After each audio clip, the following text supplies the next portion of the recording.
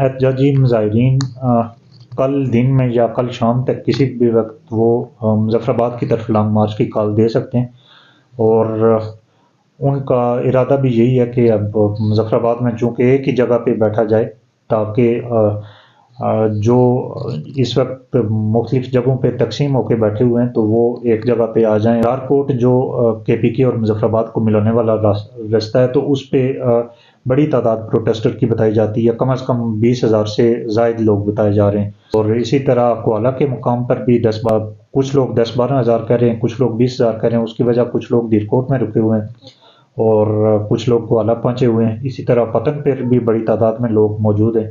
और ये दान गली डडियाल के जो लोग हैं, मीरपुर वाले आज नहीं निकले, मीरपुर वाले भी कल निकलेंगे।